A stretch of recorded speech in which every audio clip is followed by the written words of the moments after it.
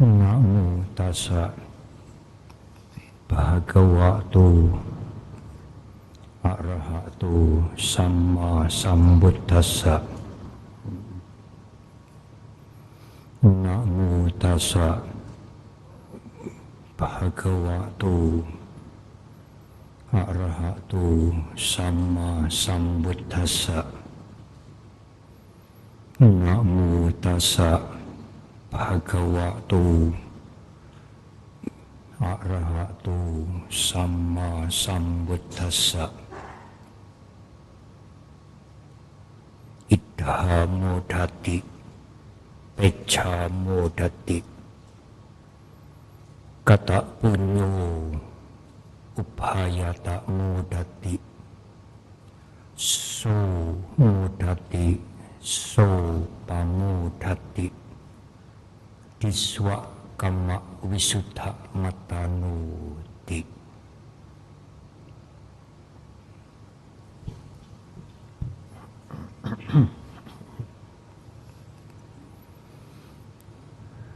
Para biku yang sangat saya hormati, tentu termasuk para samanera, para tasilani, para pandita, Bapak Dirjen, Bimas Buddha, beserta Ibu Bapak Pembimas Provinsi Banten,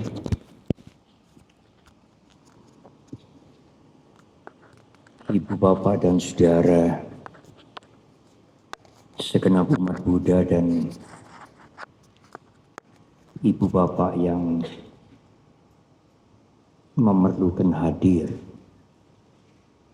untuk memberikan penghormatan pada malam hari ini kepada almarhumah atau mendiang Ibu Upasika Padma Widya Wana.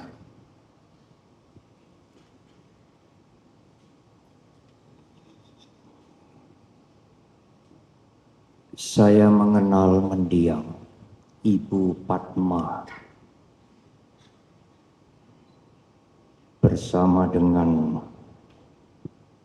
almarhum atau mendiang Bapak Upasaka Dharma Santi Ciptowardoyo, Bapak Tan Suan Chi, sangat lama.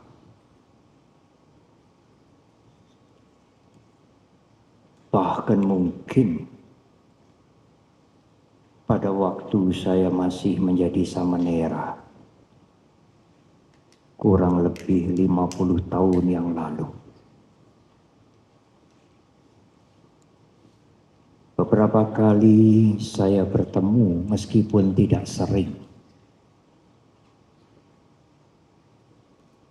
Namun meskipun tidak sering, pada kesempatan ini saya ingin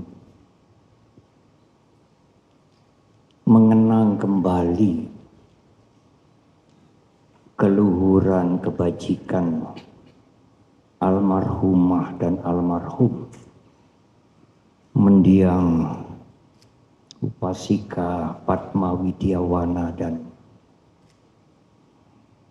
mendiang Upasaka Dharma Santi Ciptowardoyo. Kami biasa menyapa dengan Om Swanci. Beliau berdua adalah orang tua dari Bante Jotidamo Mahatera. Juga orang tua dari Dr. Ananda Basuki Wardoyo dan Subado Santiko Wardoyo. Tetapi Bante, bagaimana Bante bisa mengenang kebajikan jasa-jasa mereka berdua? Bukankah Bante tidak amat sering bertemu? Beliau tinggal di Semarang, saya tinggal di Mendut, dan kemudian almarhumah ibu pindah ke Jakarta.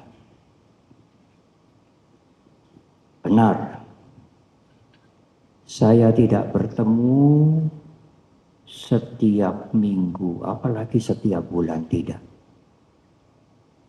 Belakangan juga hampir jarang bertemu dengan almarhumah, dengan mendiang. Bagaimana Bante bisa mengenang kebajikan mereka? Oh iya, saya bisa mengenang kebajikan mereka.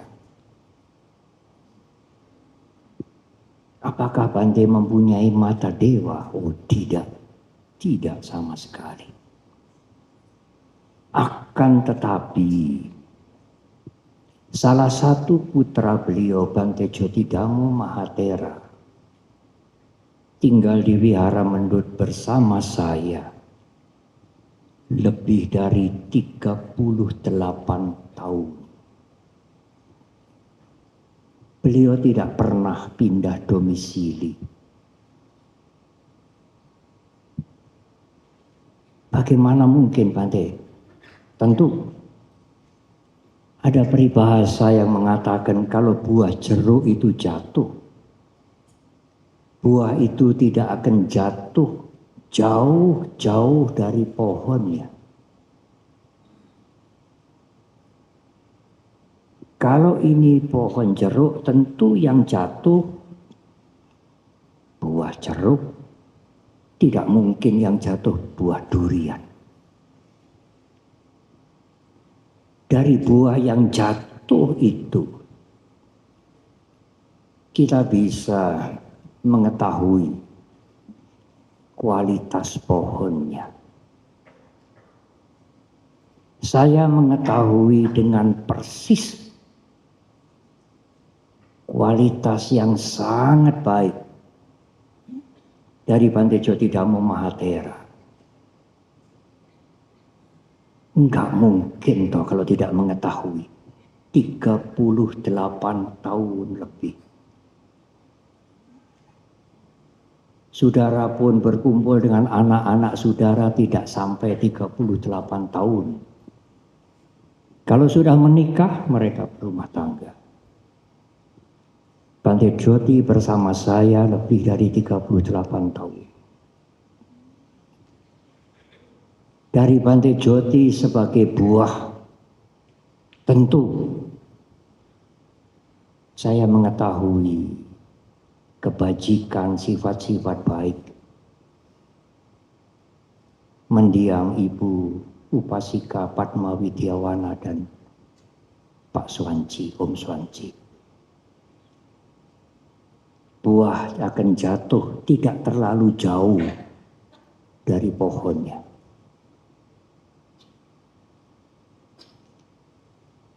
Bante Joti adalah seorang biku yang sangat berbakti kepada Buddha, Dhamma, dan Sangha. Bekerja dengan sangat teliti. Sangat lama menjadi sekjen. Pada waktu saya dipercaya menjadi Sangganayaka, Ketua Umum Sangga. Dan menjadi sekjen Sangganayaka yang lain. Hampir semua pekerjaan saya selaku Sangganayaka, termasuk membuat pesan-pesan Waisak, keputusan-keputusan, membuat format surat keputusan, dan lain-lain.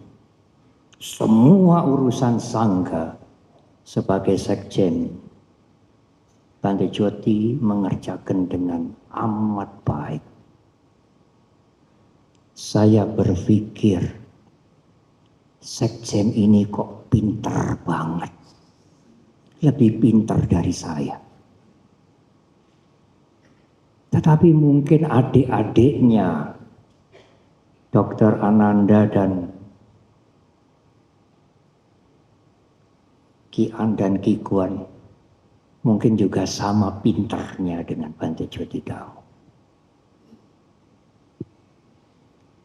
Selain mempunyai rasa bakti yang kuat, teliti, beliau juga sangat jujur. Setelah tidak menjadi ketua umum Sangga, sekarang Bante Joti dipercaya menjadi ketua umum Yayasan Sangga Theravada Indonesia. Itu seperti gubernurnya BI-nya STI.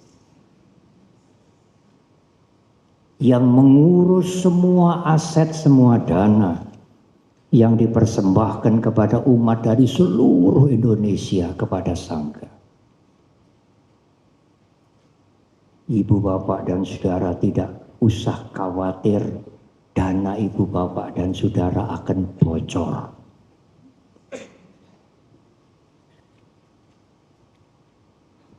Beliau sangat jujur. Dan sebagai gubernur BI-nya STI memegang gawang dengan sangat baik. Tetapi Bante Joti juga peduli, sangat peduli kepada pendidikan. Sebelum ada STAB Kertarajasa di Malang dan lain-lain, beliau memulai pendidikan untuk Samanera, LPS. Dan juga pernah mahasiswanya itu para biku, kalau tidak salah Bante Jaya Damo dan Bante Sucirano, Bante adikku Salu juga.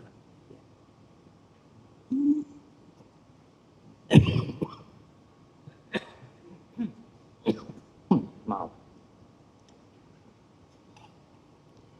Suatu ketika mahasiswanya hanya dua Samanera. Dari dua ini lepas satu, tinggal satu, Bante Abhijato.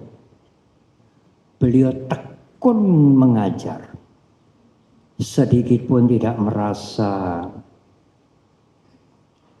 kecewa atau merasa malas. Dan muridnya Samanera yang satu itu, yang sekarang menjadi Bante Abhijato, juga senang sekali. Waktu ditanya orang tuanya, kamu cocok,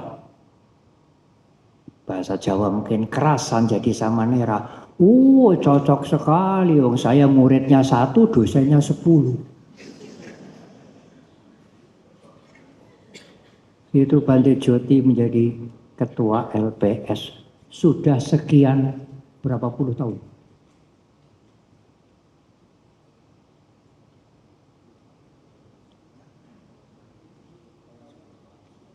(97) 27 tahun. Bante kok banyak memuji-muji Bante Joti Damo. Ini bukan acara untuk Bante Joti Damo loh. Memang bukan. Tetapi pujian ini bukan untuk Bante Joti Damo, bukan untuk Pak Kian dan Kikuan.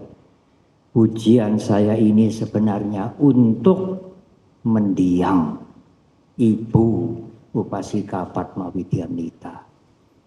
Dan juga mendiang atau almarhum Bapak Dharma Santi Ciptowardoyo, Om Swanci.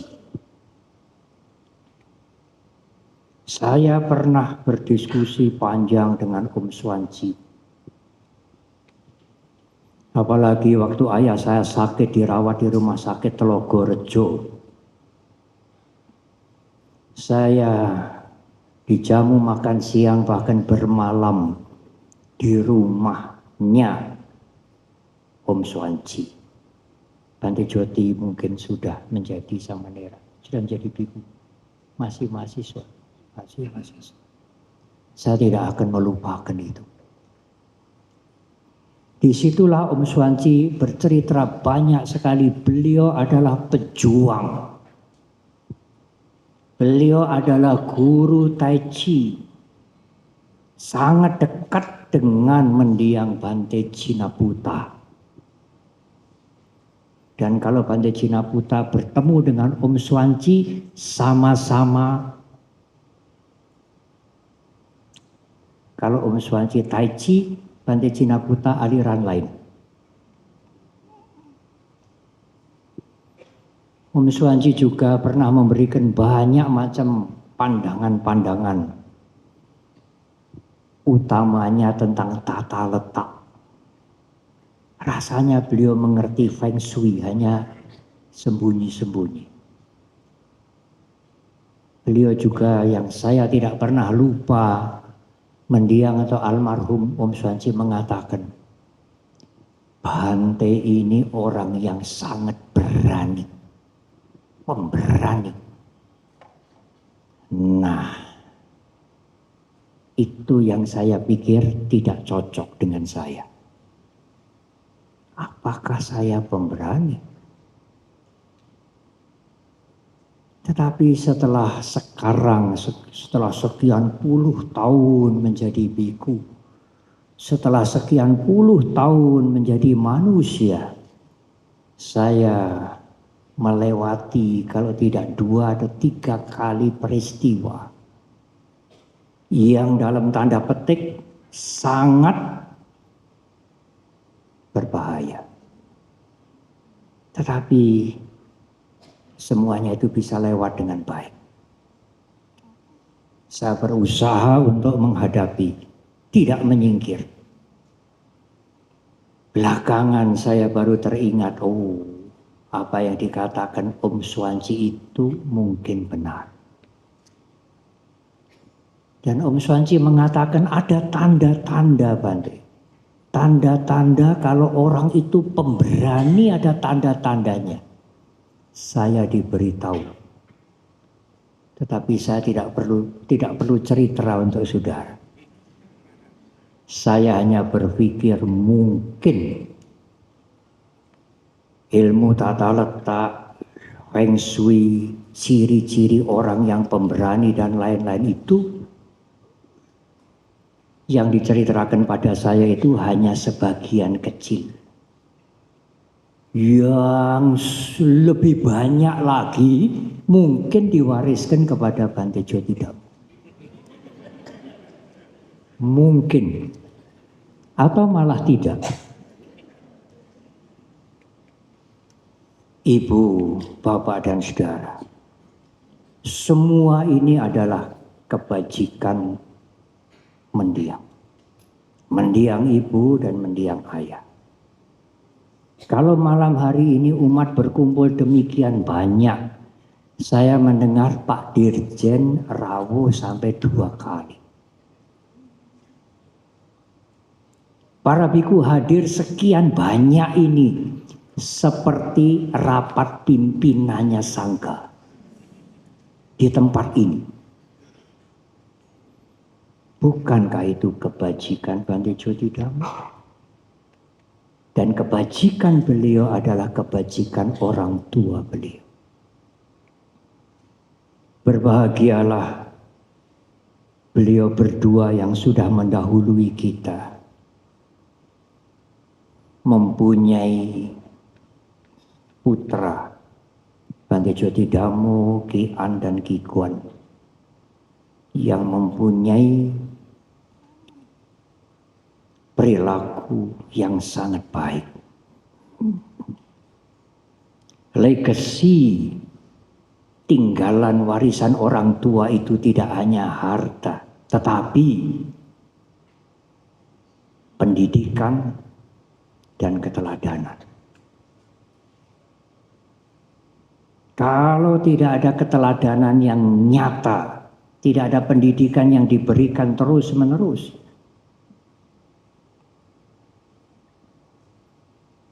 buah itu ya memang jatuh, tapi busuk.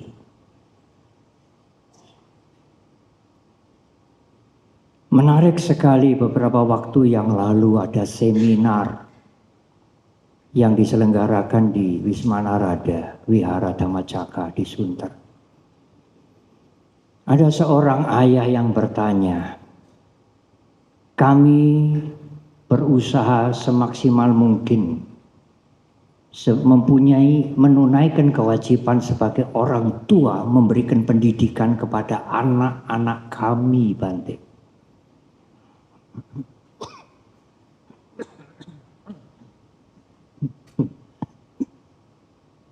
Anak-anak kami sekarang menjadi besar, maju,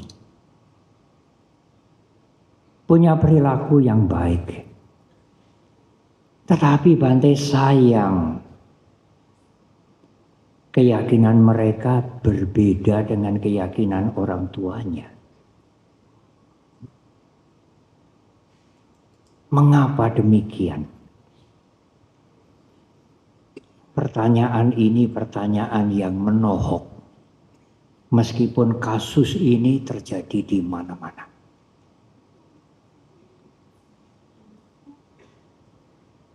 Beberapa hari kemudian saya berpikir,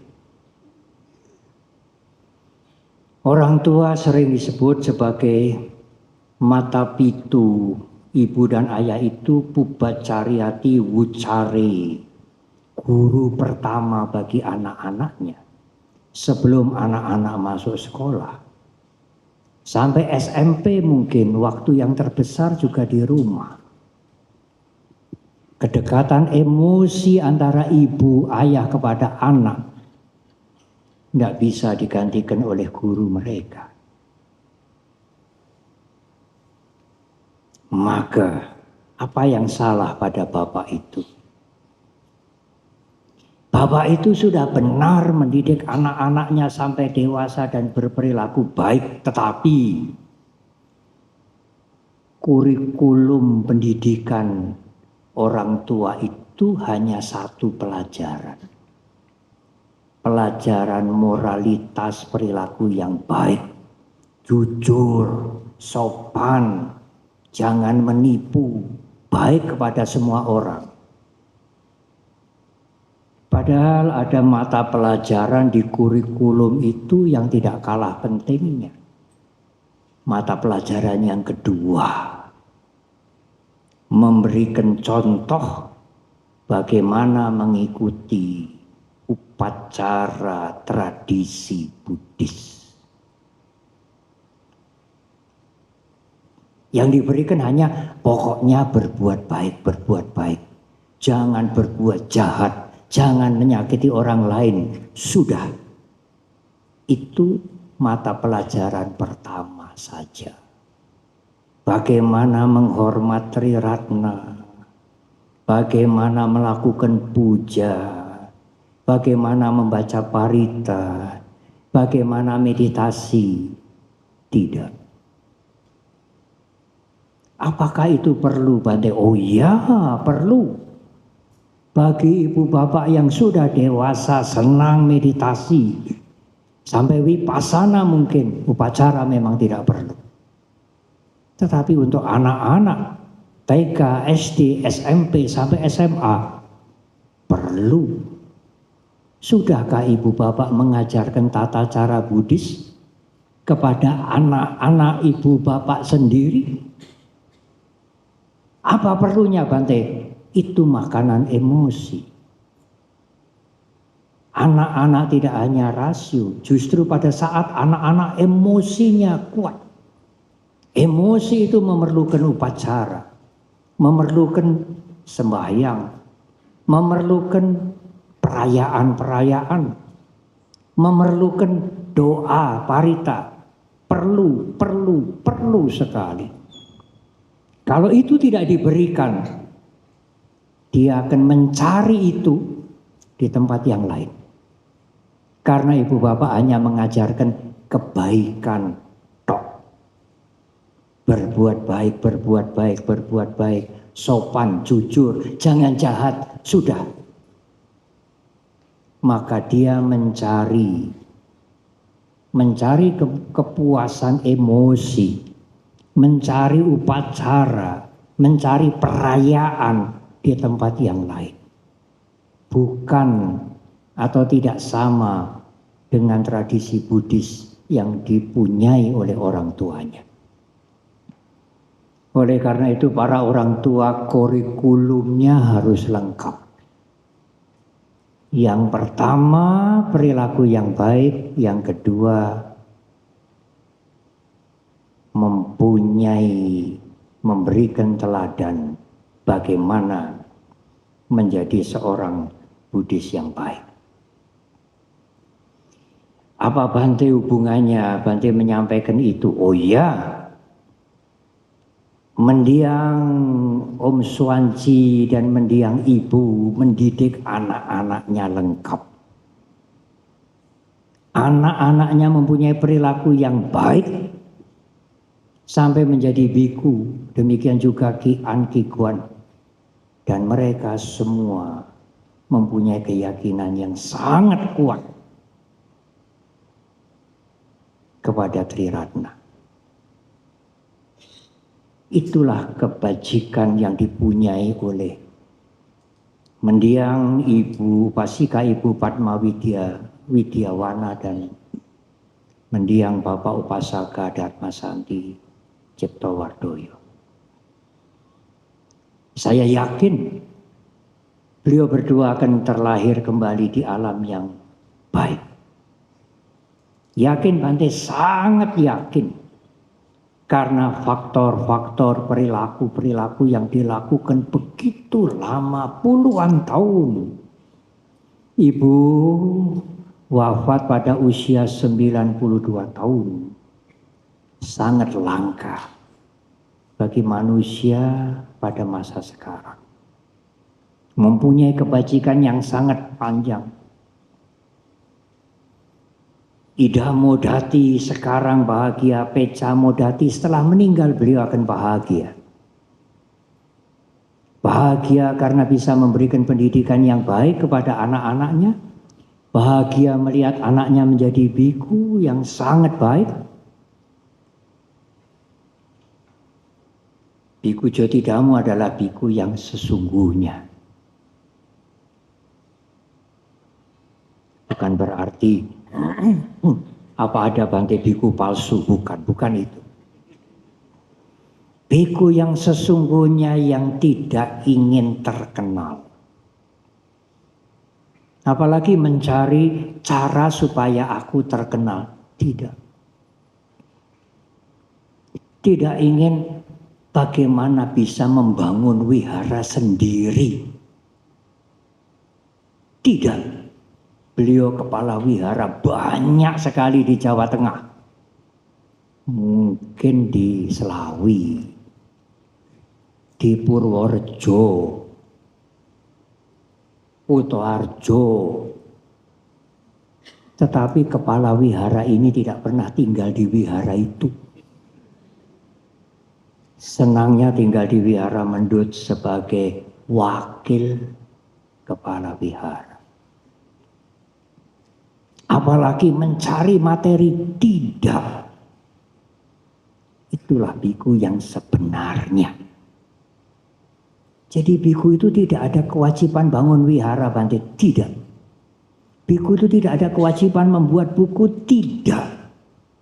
Itu adalah ekstra. Karena kewajiban biku adalah membersihkan kotoran batin, hidup sederhana. Tidak ingin menonjol, justru menurunkan ego, keakuan. Melakukan kewajiban dengan baik, menjalankan winaya semampu mungkin, syukur bermanfaat untuk orang banyak.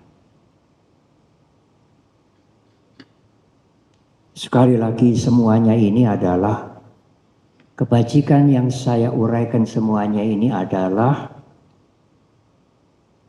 should go to Ibu Padma Widyawana dan almarhum Bapak. Kebajikan yang dilakukan anak-anaknya ini adalah persembahan untuk kedua orang tuanya. Dan itu adalah legasi dari orang tua, kedua orang tua, yang ditinggalkan kepada anak-anaknya, yang berguna untuk orang banyak. Para samanera yang pernah dididik di Wihara Mendut dan lain-lain yang pernah berhubungan dengan Bante Jyoti, pernah mendengarkan Dhamma, mereka semua mendapatkan warisan dari almarhum ibu dan ayah melalui Bante Jyoti Dhamma.